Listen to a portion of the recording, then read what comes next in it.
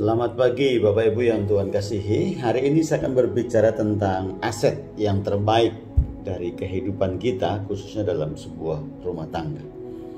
Bapak Ibu yang Tuhan kasihi, seringkali kita tidak menyadari bahwa di rumah tangga kita itu ada tumpukan aset yang nilainya sebenarnya susah untuk ditakar, dihitung dan diukur. Yang seringkali kita tidak mengerti dan seringkali kita tidak memaksimalkan aset tersebut. Aset tersebut berkaitan dengan sumber daya manusia. Dan di dalam diri manusia, keluarga kita ini sebenarnya adalah kekuatan kita untuk menjadi sebuah sukses membangun sebuah rumah tangga yang masa yang akan datang. Kita bisa bayangkan di dalam suami ada sebuah aset yang hebat. Pemikirannya, tenaganya, hikmatnya, ide-ide segarnya itu sebuah aset. Kepada istri kita melihat sebuah aset yang besar. Kerajinannya, keuletannya, kemampuan menolong, memanage rumah tangga dan lain sebagainya itu sebuah aset.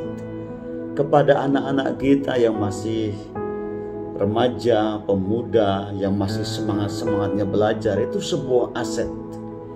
Aset untuk masa depan dia sendiri, aset buat keluarga masa depan kita, dan aset juga buat masa depan bangsa. Jadi sebenarnya kalau kita punya 3 anak, berarti ada 3 aset yang hebat. Jadi kalau contoh di rumah saya, di rumah tangga saya ada 5 orang, saya, istri dan 3 anak saya. Itu berarti saudara, di rumah saya ada 5 aset sumber daya manusia yang nilai dan kekuatannya sangat besar dan luar biasa. Jangan pernah kita meremehkan sumber daya manusia di tengah-tengah rumah tangga kita. Seringkali kita suka mengecilkan anak-anak dan berkata, kamu anak taunya apa, kamu anak tidak punya kekuatan apa-apa. Mengertikah saudara bahwa sukacita di waktu pagi, di saat anak kita memunculkan sebuah aset senyumnya yang manis kepada kita dan mengatakan selamat pagi papi, dan dia tersenyum, itu aset di pagi hari membuka sukacita kita. Itu ya. Dan tentunya masih banyak aset-aset yang lain.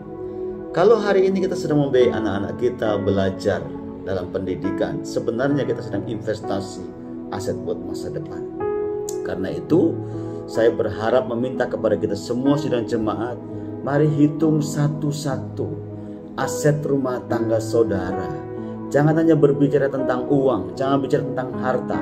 Cobalah mulai dengan aset sumber daya manusia yang ada di rumah tanggamu. Alkitab berkata bahwa kita ini didesain, diciptakan menurut rupa dan gambar Allah. Ada satu aset yang hebat, rupa, karakter dan gambar Allah. Sumber daya yang sangat bermutu. Itu yang pertama. Yang kedua, kita ini punya pemikiran, pemahaman, pemikiran Kristus.